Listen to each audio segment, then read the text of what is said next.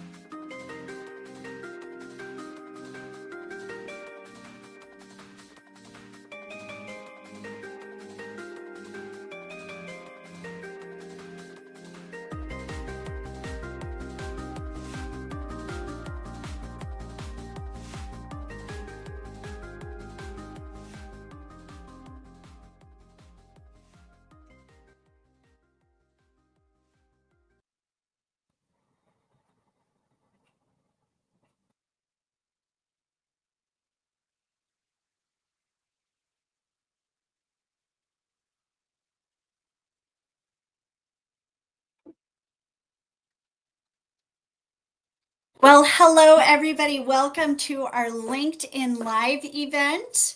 We are thrilled to have you with us today. We are talking about a very important and timely topic, and that is event technology trends for 2025. My name is Sarah O'Neill, and I'm the Senior Director of Marketing here at Meetings and Incentives Worldwide. So I brought along a powerhouse team with me today in the world of event technology. They certainly have experience in the world of event tech at large, but they also have direct experience in transforming events for our clients at M&IW. And finally, they have the deepest respect for me for the work that they do. So without further ado, I would like to introduce to you Chip Begley. He is the Director of Event Technology here at M&IW. Welcome, Chip. Hello. Hi, Sarah. How are you? Great. How are you doing today? I'm wonderful. Glad to be here. Good. I am going to introduce your partner in crime, Anca Platon Trifan. She is the Senior Manager of Strategic Partnerships here at M&IW. Welcome, Anca. So glad to be here. Thank you so much, Sarah, for the warm introduction. Absolutely. Well, I'm going to let you two kick it off and take it away. But once again, I wanted to thank you all for being here today. And I certainly hope you enjoy this hour of insight and information. Have a great time, you two, and we'll see you soon. Thank you, Sarah. Thank you, Sarah. I'm excited. Who's ready for some exciting glimpse into technology trends for 2025? Huh? I know I am. I'm so excited to be here. And guess what? We have such a diverse audience and they're all tuning in all over the place. You get a chance to tune in into the LinkedIn chat, Chip, to see where they're all coming from. Yeah, it's amazing. Also, all right. Quick shout out to the lady behind the scenes, Jill Pearson. She is running our chat for M&IW. So she is our lady behind the scenes. Jill, thank you for your support. Thank you, Jill. Thank you for doing such a good job, not just with the chat right now, but also with those beautiful graphics that you see on the screen. She is the mastermind behind all of that, and Sarah as well and her team. So that being said, I am super excited to get into this topic. The most impactful technology trends as we see it shaping our industry in 2025. What are you excited about the topic, Chip? Oh, I'm very excited. I love forward thinking discussions, and this has got me fired up. I know I am fired up as well, because if there's something that I'm passionate about is innovation and future thinking. And this is the topic that we're going to cover. But I'm curious, as you're all tuning in from so many different places, and I'm sure you have such a wide experience when it comes to technology and integration and AI and all the things that make our world better, I would say, if I am allowed to have my personal opinion in there. I'm curious, what's one event tech tool that you have used, say, in the last year, maybe the last few years, that has really enhanced connection at your events? Because technology by itself is just technology, right? We want to highlight the fact that connection, the human connection, is what we really are all about, right, Chip? That's right. The power of human energy. Absolutely. I love that. Fantastic. So let's see what, while everybody's trickling in the chat and adding their thoughts on that event tech tool that they've used or they stand behind, I think we should get started with our first trend. What do you think, Chip? Let's dive into it. All right. Well, get us going. Let's go. All right. So I will start with personalization. So, AI is busting onto the scene. And I think with the AI evolution, we're going to see a much more personalization in the event space. Everything from registration, attendees registering will be asked to, during the registration process, they'll be prompted to complete some questions, maybe their job title, areas of interest, preferred session formats, and networking preferences. This will help the AI in the back design a curated and personalized agenda that is targeted directly for them. So imagine somebody with the job role of a developer, and they're interested in AI. So they might want to, their agenda might pop up to the top, all the sessions that are related to AI for a developer. It's things like AI in 2025 keynotes. They also want hands-on workshops, so they'll get those items as well. Also, when you're looking at the networking opportunity, the agenda will include meet up with peers as a special event for them to join. So what this does, though, it leaves the attendees with the feeling that the event is really tailored specifically to them. It's going to enhance their engagement, their excitement, and their overall satisfaction, because they're going to think it's just for them personally. I couldn't agree more. I think there's something to be said about personalization being a real game changer, especially because it also offers convenience. If you make the attendees feel seen, valued, and understood on that profound level that really speaks to them, then you really, take care of them in a very personal way, right? That's basically the definition. You're not going to get a Webster definition from me, but that's basically my best definition of what that is. And when individuals recognize that an event has been tailored to their needs, their sense of belonging and engagement skyrockets. And it's more than just enhancement, in my opinion. It's a transformation in how we approach our networking pairings, our matchmaking, how we expand on those results. And I think as event professionals, this is really our ultimate goal, to create spaces where attendees can not just participate, but empower their contributions to the event success. And I love there's a lot of answers right now in the chat to our to the topic and also to our previous question. What an engaged audience do we have, Chip? I love it. I can't keep up. There's so many comments. All right. I know. I love it. I love it. Thank you, Jill, for putting those highlights on the screen. And I'm seeing personalization is critical. Doing that at scale at an attendee level is the key. Absolutely. I couldn't agree more. And we want to definitely hear from you. Like, what's one area of your event where you have seen personalization make the biggest impact? And as you're dropping those answers in the chat, let's dive into our second trend. Those are some great thoughts that you shared, Chip. Thank you. All right, the second trend then. matchmaking, AI matchmaking, and networking lounges. So this is a win-win for everybody involved. From the attendee perspective, just think of the personalized discovery, connecting with attendees and exhibitors, offering relevant products and services specifically for you. It's saving your valuable time and giving you more value. Think about the efficiency in networking. It enables pre-scheduled, meaningful interactions, eliminating that overwhelming time you spend staring at a floor map trying to figure out where you're going to go next, that sort of thing. So AI and these matchmaking tools can schedule that and plan this out for you. I also think there's broader opportunities as well. So AI may suggest someone for you to visit that you might not know has the same interests as you. So it could broaden your own mind or your own knowledge of what's available and what are the opportunities. And then for the exhibitors, qualified leads. The exhibitors knows that when those people come up to them, there is an interest there. It matches the attendees that are genuinely interested in what they're there to discuss, which increases the conversations. That's higher ROI. Sponsors and exhibitors are always looking for that higher ROI. So this focuses time on the high prospects, maximizing their investment in that event. And then stronger engagement. These meetings will have people that are there and excited and want to talk about that. So those in-depth conversations are going to lead to that stronger engagement. I'll tell you what, Chip, I personally believe that without networking, we wouldn't have events. I don't know if I would go to an event if there was not some networking opportunity. To me, networking is the heartbeat of every event, and getting this, matchmaking right is essential for maximizing that value.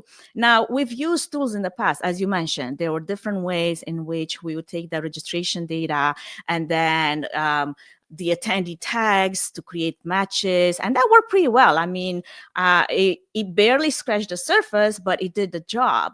As you alluded to, AI matchmaking now, it's going to take that to the next level. I am super excited to see where that takes us, because if I can imagine matchmaking on steroids, using that rich data source to align attendees' goals and interests at even a deeper level, to me, that is success. Yeah. And this which is not just facilitating the connections, as we mentioned ROI, we mentioned the business interest to this, that will drive that meaningful business that ROI that we're looking after, especially as an exhibitor. I've been to so many events, and if you put so much money to exhibit as an exhibitor and do not get qualified leads, you're kind of leaving money on the table. You're throwing money away in so many ways. Sure, you're there for the connection and you make some great relationships, but at the end of the day, we also mean business. Yeah, absolutely. So I'm curious, what do we have in the chat right now? As far as what is the most effective networking strategy that you've seen or experienced at an event? Is it a tool? Is it a strategy? Is it some kind of a mix of the both? Do you have any examples yourself, Chip, that you can draw from? Yeah, I'll just go back. I'll think about our event, the M&IW Summit, where we bring vendors and customers together. I know we have a lot of hotels that are suppliers for us, but I know I'm not who they need to talk to.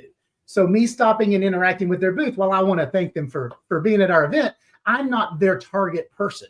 So like I said, using these matchmaking tools where you can really figure out who is the right person for you to speak to is how you can maximize that ROI. I think that's what makes the juice worth the squeeze for our exhibitors. I love that. Julie, thank you so much for commenting. We have been using QR codes or name badges on site for our attendees to connect in person. It is a digital business card. I see Sai saying that AI powered tools can be very effective when it comes to creating and planning content, and it can be generated to be tailored to the attendee profile, and then that tie back to personalization. It's true. Now to the networking topic that you just mentioned, I would really love to hear more examples if you do have, for the benefit of everyone that's in the chat. And while you do that, we're going to move into our next trend, because we've got quite a few trends to cover. And I love how rich the conversation in the chat is. So keep it going. There's a lot of questions in this chat that I want to address, but I've kind of got something. I want to talk about a couple of the trends first and then weave that in. So I see your questions, and there's a couple that I'm going to get to in just a minute, though.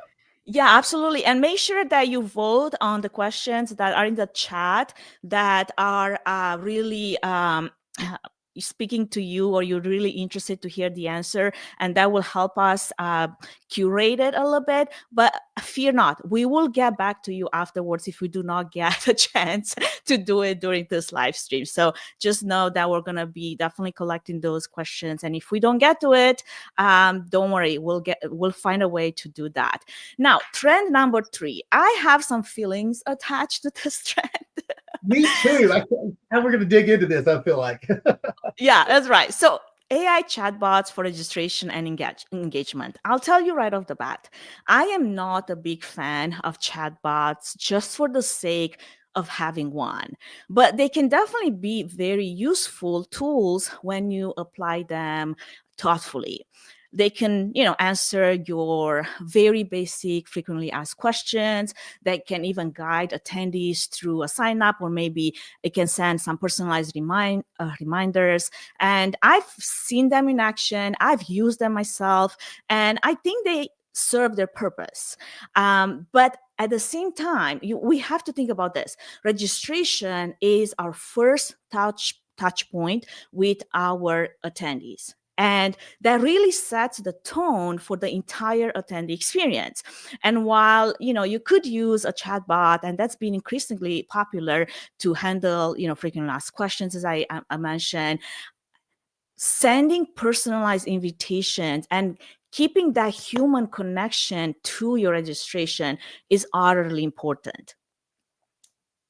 I couldn't agree more. I could not agree more. Well, from someone who values and loves the fact that our company is focused on white glove service, chatbot seems to be going the opposite way of that. But exactly, there are benefits. Let's just to highlight some of the benefits, some of the pros of using chatbots for registration and engagement. It simplifies the process for the attendee. It's instant access to answers for them.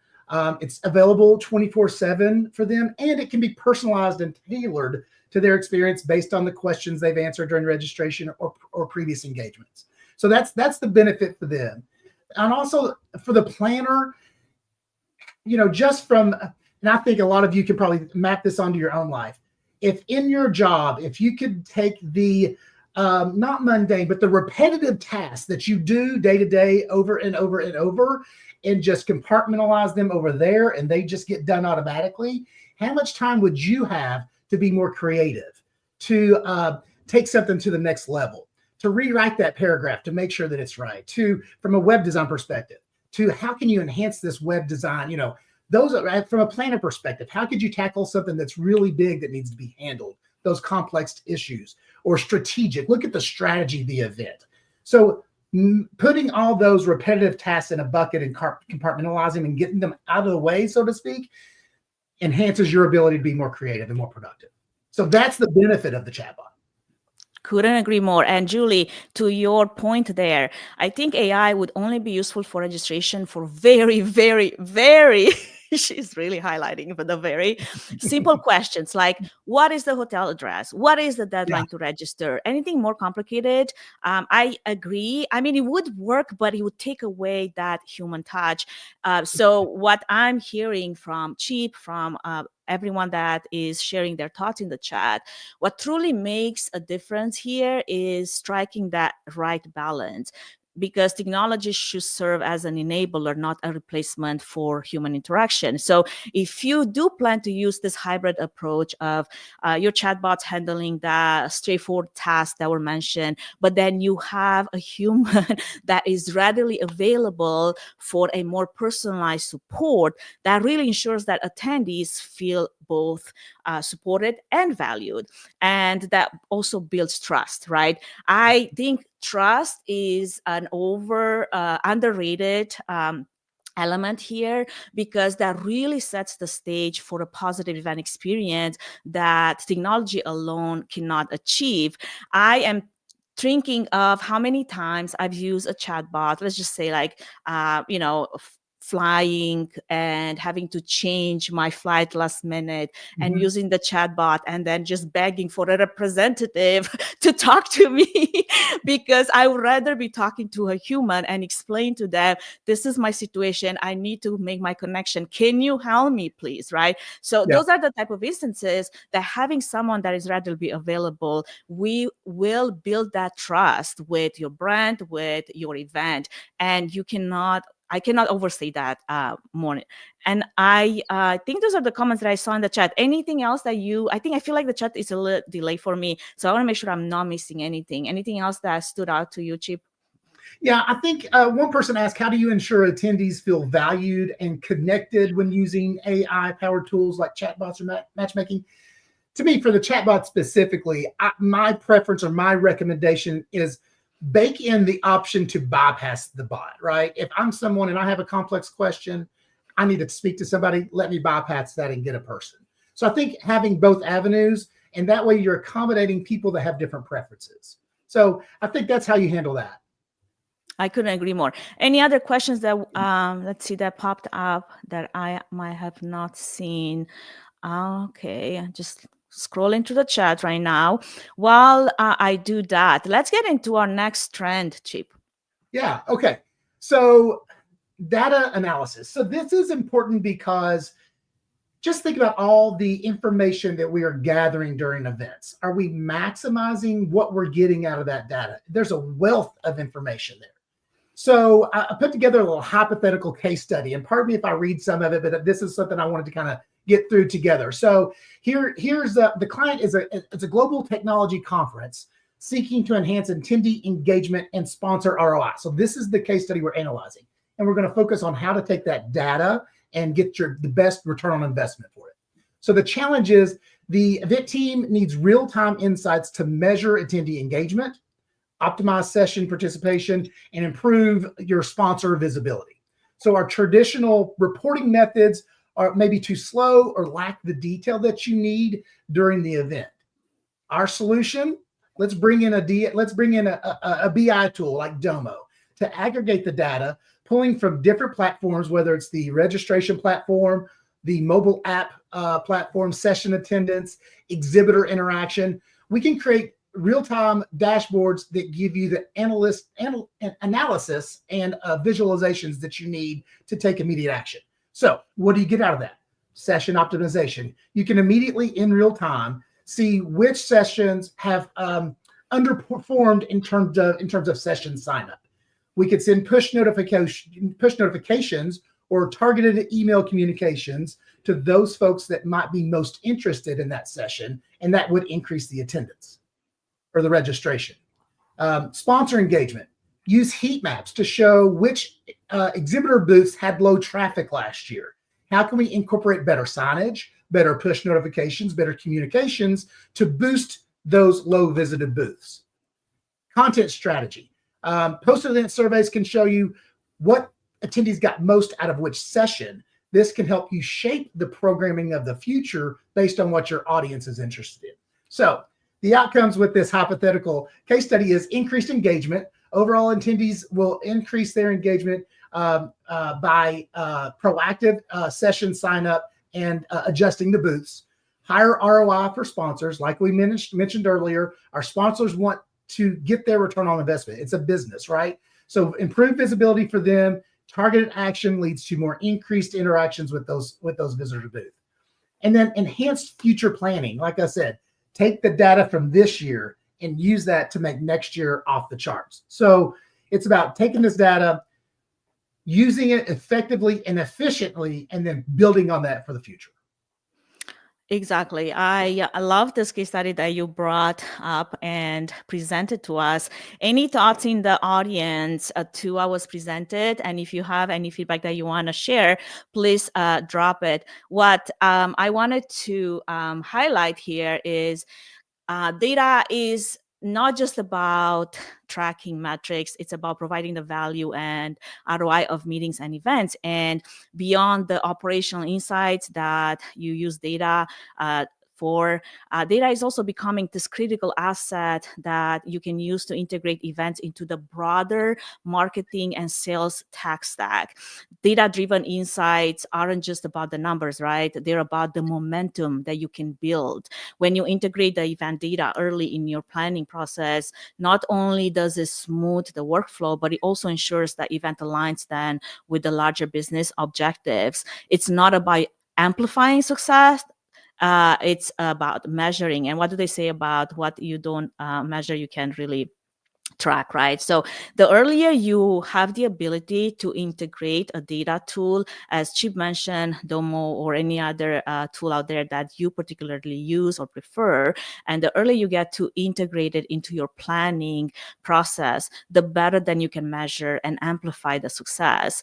And I've seen this where a recent client has used a real-time data to adjust breakup room sizes just because they were trying to avoid overcrowding, and with that obviously improve the attendee satisfaction. I'm curious in the chat if anybody is having any other thoughts. Let's see, thoughts or questions. I think we are looking at a few comments about chatbots. Any comments about data that you see, Chip, that I'm not able to capture? I'll pick this one out. How are you using feedback, attendee feedback, and data to improve your events year over year? So that's a couple things. Yeah. So number one, you've got to get participation. So you've got to make sure you're getting the feedback from the audience when it's fresh on their mind. I'm always a fan of session level surveys. Maybe you can push it out on the mobile app as soon as it happens. So people, as it's fresh in their mind, can answer it while they're maybe walking to the next session or going to lunch or whatever. So I think feedback as soon as possible after the session is critical.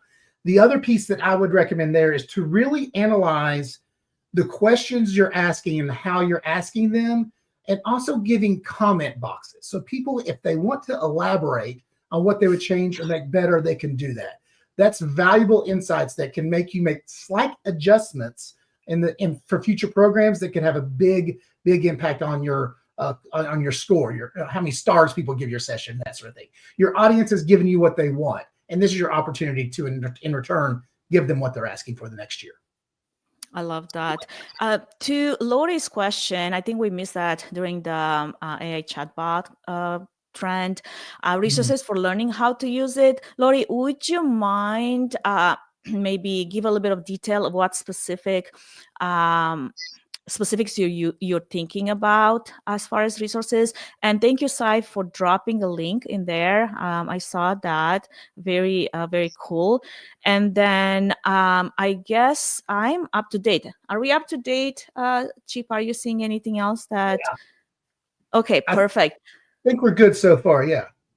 Awesome. Well, thank you so much for all your questions. Feel free to keep dropping them. We are definitely looking for those. I am experiencing a bit of delay in the LinkedIn loop back into the studio with the questions. So just be patient with us as we're trying to navigate that. Now, let's look at our next trend. Our trend number 5, I think it is. Lost count. Okay. So number 5 is sustainability, but with a tech twist.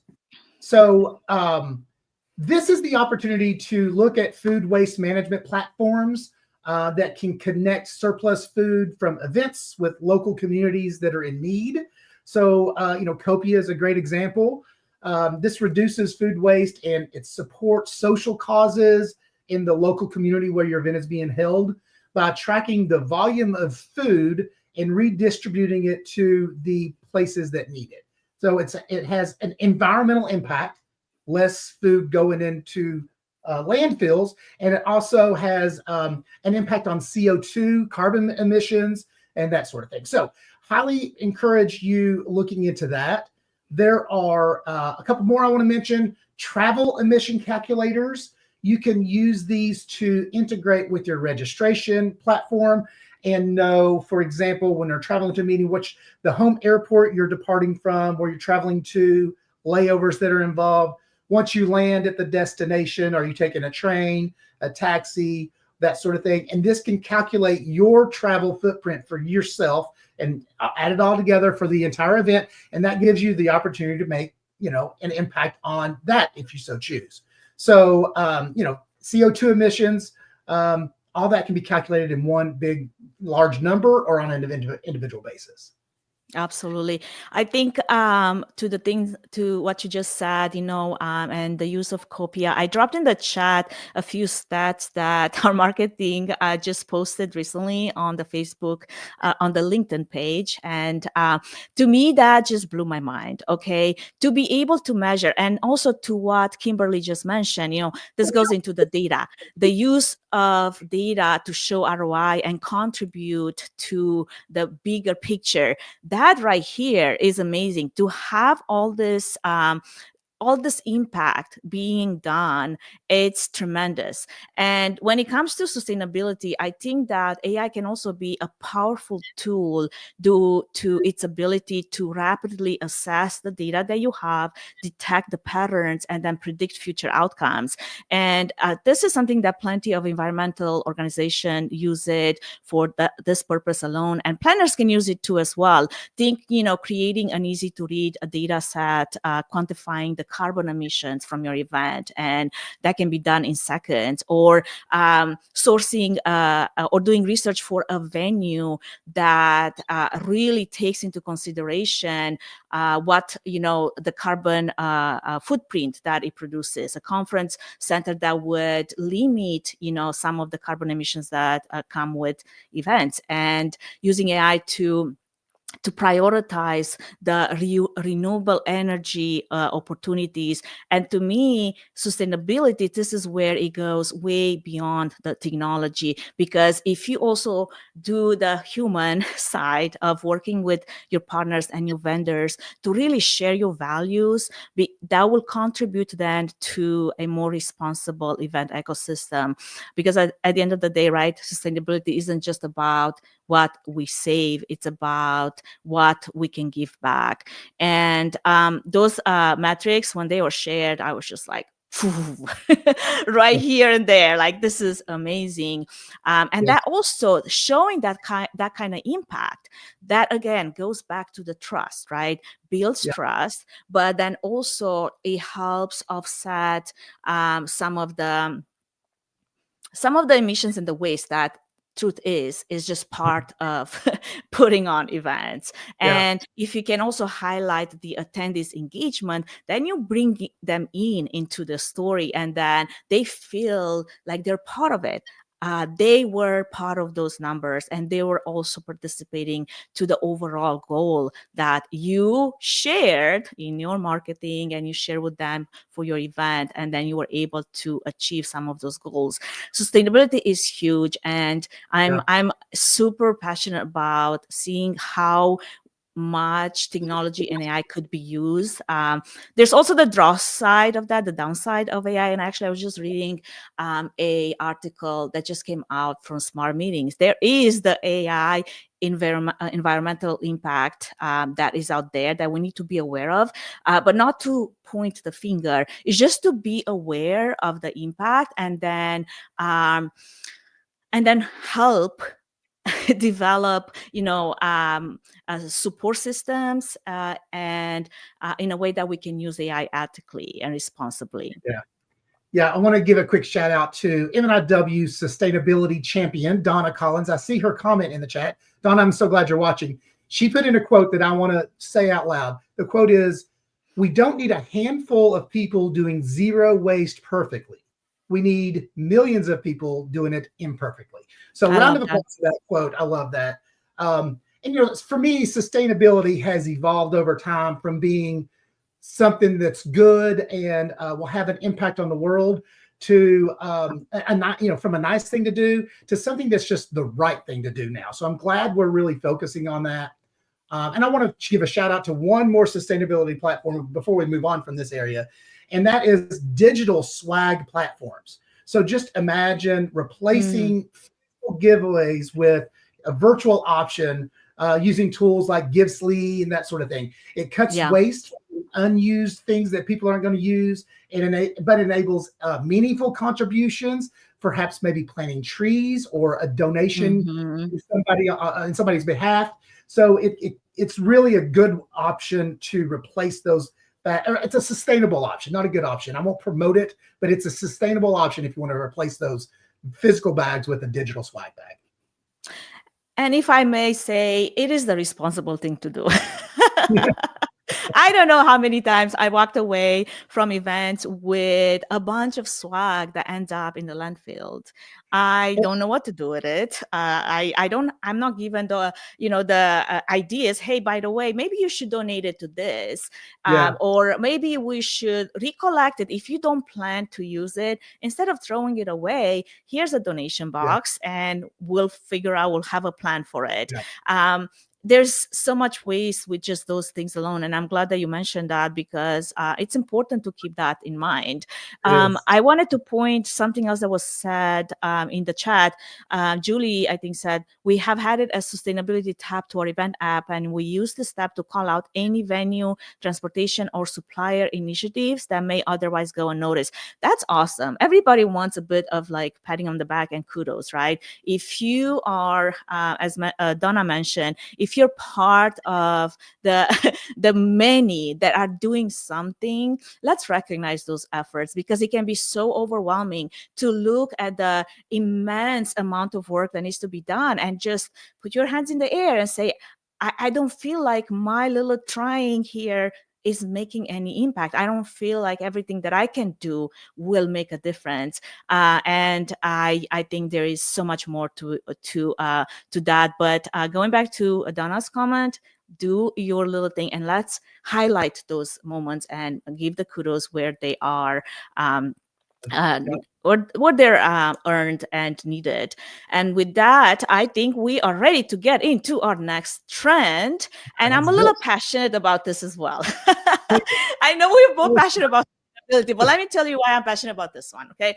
And this trend talks about breaking language barriers. Okay, so real-time translation tools are the type of tools that you would put into this bucket. And they're really changing the way we see accessibility, especially at global events. And I think we definitely experimented a little bit with this over COVID, during virtual events. I really wanted to capture an international audience.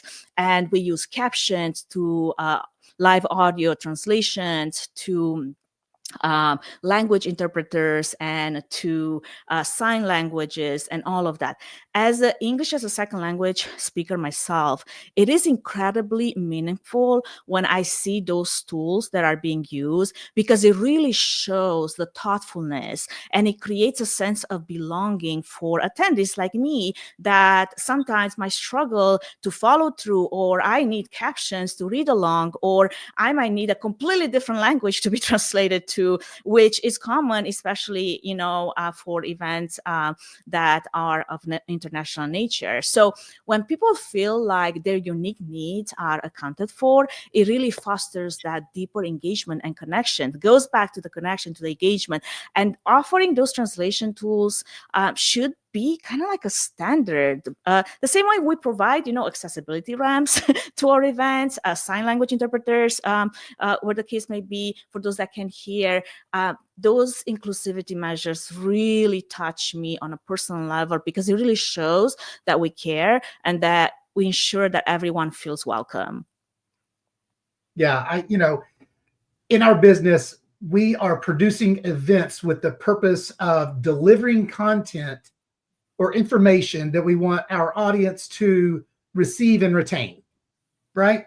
So if you are able to remove one of the obstacles to make that person retain that information better, why not do it? It's worth the investment. so that, real time. Someone asks, what tools are we using? Are they AI driven or human driven? The answer is both. Yes, could be both. We have a range of both. Partners from Interprefy to TransPerfect, that they can use an AI bot to help translate it, or we can have somebody on a headset that's actually translating it that other people are listening to. So we have all those options on the table, and this is just, like I said, one of the items that you could remove to make their experience much more enjoyable and impactful. Absolutely. Couldn't agree more. All right. That takes us into our next trend. Unless, let's see, any comments in the chat that we want to highlight, or any questions that we might have missed. See, Kelly posted a link. I haven't looked at that, but she posted a link about swag. So I'll be interested in looking at that. I don't see anything else about language just yet, though. Cool. I love it. Yes, Nicole, important too for those with disabilities. Couldn't agree more. I think it goes back to, again, that inclusivity, making sure that everybody feels like they belong. Yeah. All right. Let's get into our next trend, Chip. All right. This is one of my favorite, actually. So this next trend, it's 7 and 8. We're going to combine these into one and talk about them together. And that is gamification and wearables. So wearables are great for engagement and data collection. So imagine, RFID badges or smart bracelets or lanyards that help facilitate real-time engagement for the attendees, such as contactless check-in, registering session participation, and networking. So those wearables attract the attendee movements, session attendance, booth visits, and provide actionable data actionable data on their preferences and their engagement patterns. So what do we get out of that? The opportunity to personalize their experience. Back to that first option, personalization.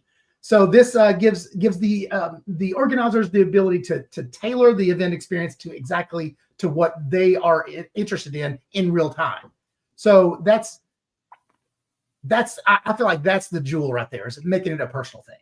And then gamification, the motivation that people have. Some audiences get so wrapped up in the game that they can't even stand it. And I love how excited people get. So the wearables and the gamification, it integrates game like a scavenger hunt, trivia, leaderboards. All those things can be tracked on wearables or with gamification. And again, you're data collecting. You're using their preferences and their behaviors so that you can make improvements for next year and personalize their interest in that moment, in that point of time. Absolutely. Well, I'll tell you, as a bodybuilding athlete, I have a big passion. I'm a big fan of wearables, okay? And the metrics that I can get about my health. Now, I was a very early adopter. I think Fitbit came with their very first tracker in 2007. It was this small wearable device that you could clip onto your clothing or wear it as a wristband. And all it did was tracking steps and calories that you were burning. And obviously, we've come a very long way since then. I remember that it was so not accurate at points that every movement you would do with your hands was a step. So, if you were tracking 50,000 steps a day, I have questioned how accurate that really, really was. But obviously, we've come a long way since then. And I see wearables today as an opportunity to not only offer that real-time insights into our attendees' health, into their wellness and behavior, and even psychological engagement, but I don't think we necessarily use wearables to their full capacity. What we know, though, is that neuroscience shows that when our attendees feel physically and mentally balanced, then their ability to engage and absorb information really improves significantly. So if we could use a wearable to track stress levels or their activity patterns of an attendee, then it can really help us, going back to what you said, Chip, personalize the schedule. Let's say maybe I need a wellness break in the middle of this packed agenda, and my wearable is telling me, hey, by the way, your stress levels are really high. Go and find that wellness lounge and take 5 because nobody's gonna be helping. Nothing will be helpful right now to you if you're gonna turn into, a little bit of a Grinch. So I know where my limit is, and I know I need to pack quiet places throughout my day and spaces to be able to recharge.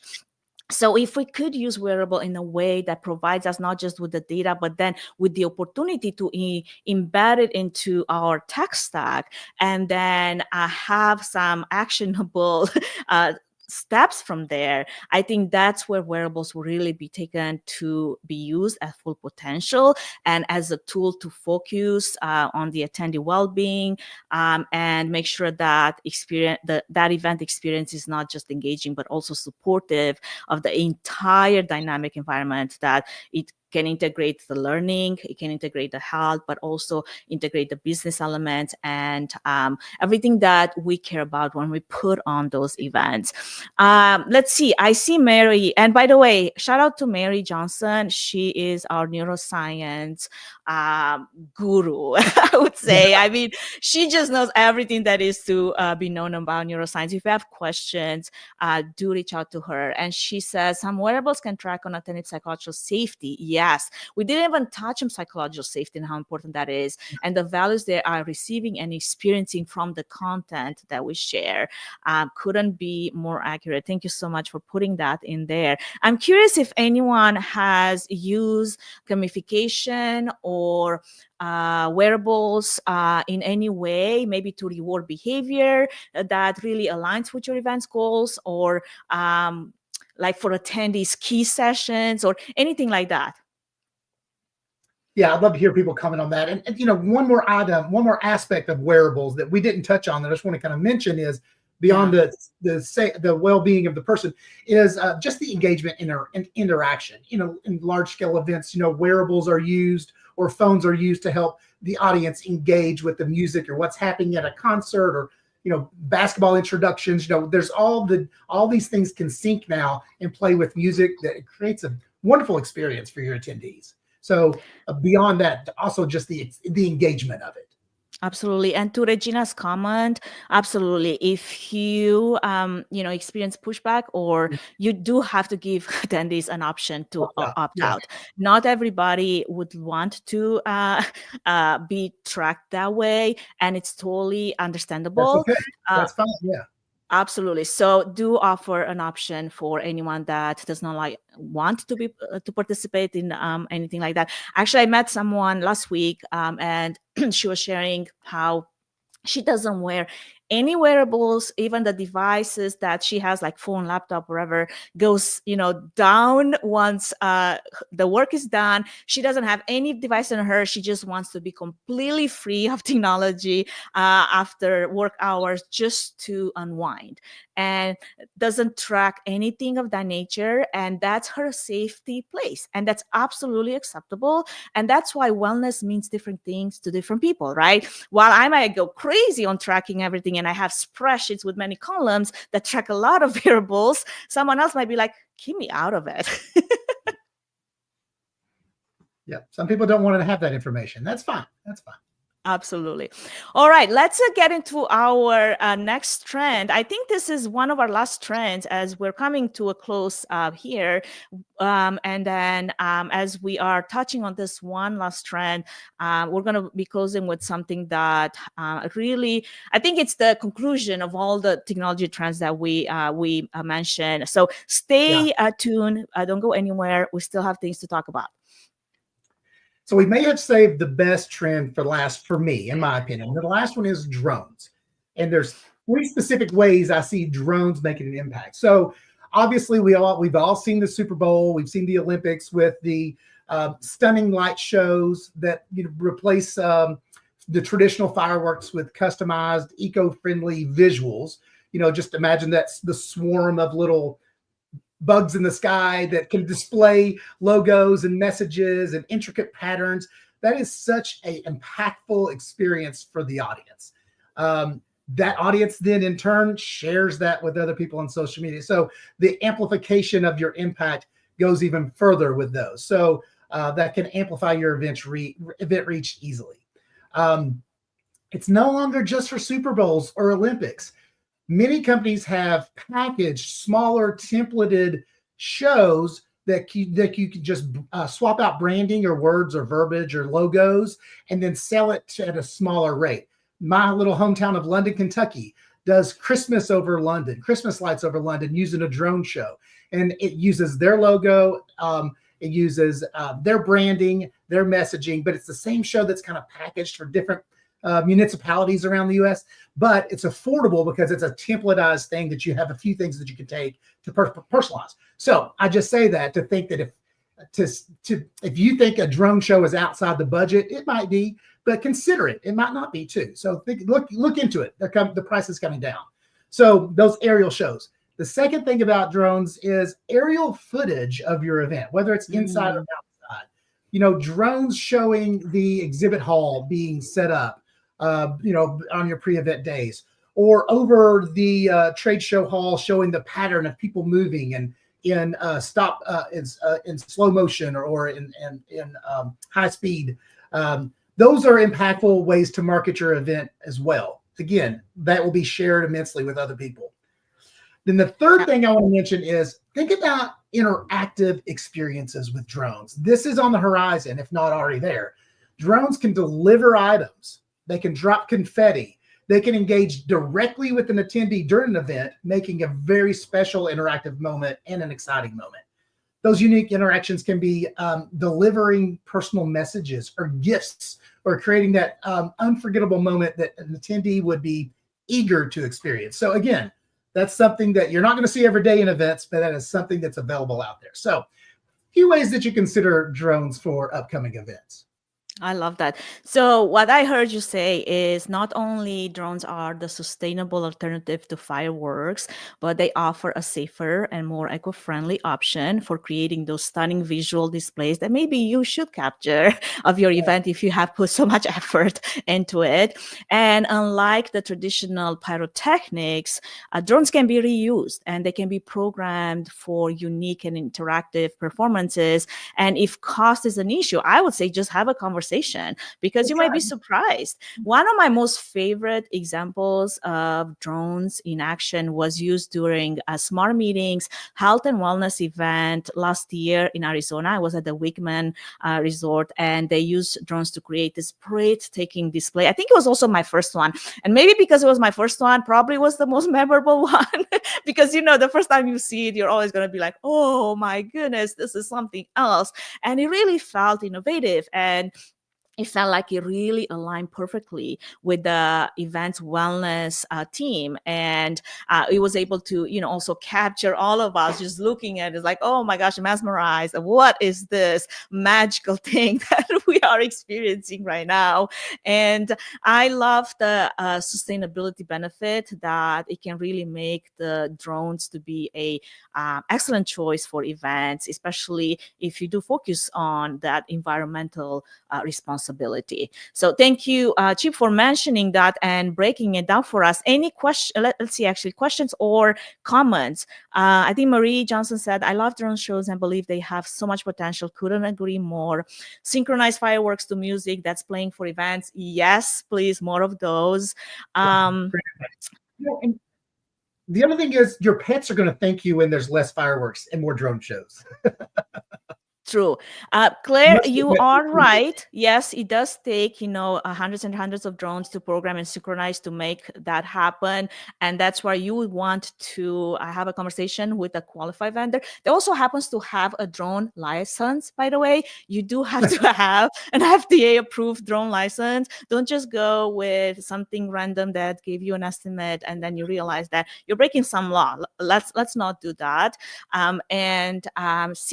Explore those opportunities as something different. That's basically what we're trying to say here. Excellent. All right. Well, I think we're coming to an end here, and we've talked about our 9 or 10 trends by now. Really quick to recap, we touched on personalization. We touched on networking lounges and matchmaking. We touched on AI chatbots for registration and engagement. We touched on data analysis and how you can turn metrics into action. We touched on sustainability with a bit of a technology twist, right? We touched on breaking language barriers, which, again, some feelings attached to that, gamification and wearables, and drone-based experiences. Anything that comes to mind to wrap up our trend session before I want to touch a little bit into the human touch that always matters before we conclude today's session. Absolutely. So just like we were talking about with the chat bots earlier, nothing is going to take away the impact of human interaction. So no matter how much AI you bring in or how many robots and drones you have, that interaction is that's the purpose of all this. These in-person events drives that human connection, which is the power of human energy. So I think that's a slogan that we have or something. But yeah, that's the intention behind all of this. And all of these enhancements in the technology is how you can enhance that experience. Absolutely.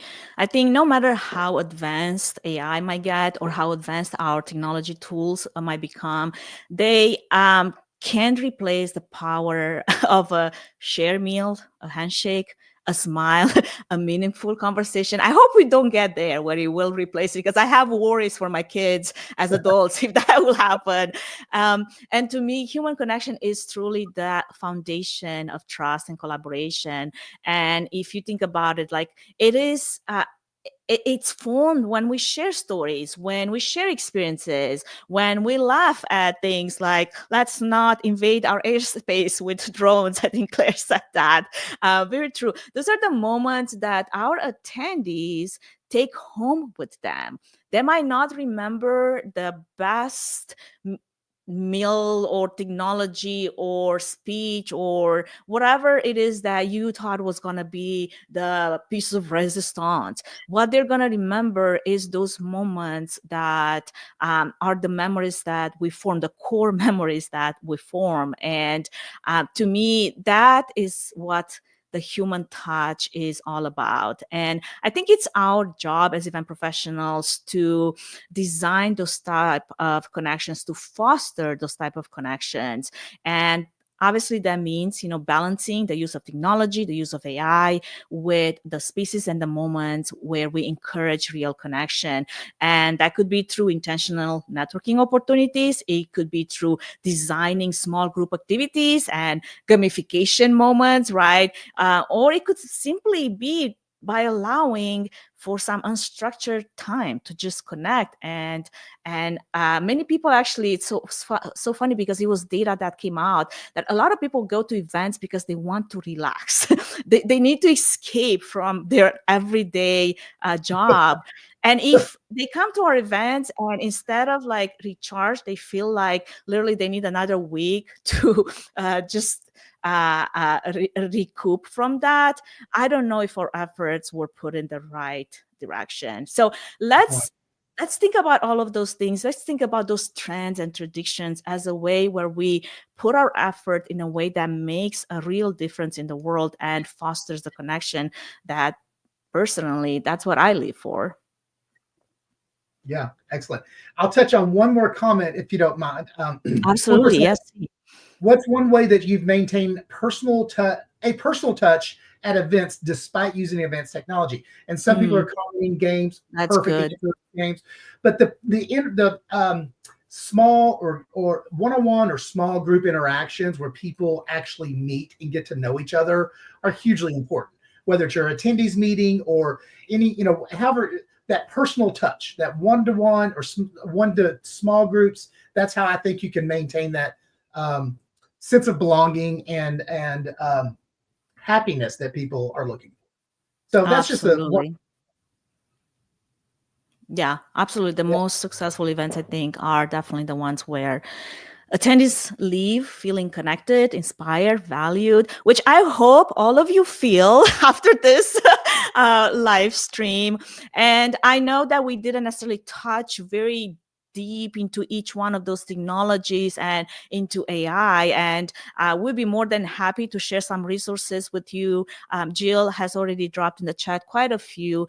Do check out the resources that will follow after this live stream. And then if you have desire for us to touch on any specific topic, we're here for it. Let us know. And we would love to structure a conversation around that topic, whatever that might be.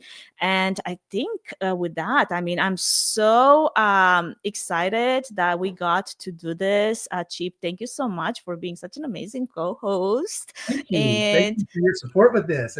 And thanks to Jill again and Sarah for help from our marketing team for helping us get this off the ground. absolutely. Thank you to everyone that joined us. We have such an active audience, very engaged and present. I really appreciate that. So I hope you take any of those tools that we uncovered today and give those tools a try, a spin, and let us know how that goes. Excellent. All Thanks, right. everybody. Thank you, everyone. Have a good rest of your day.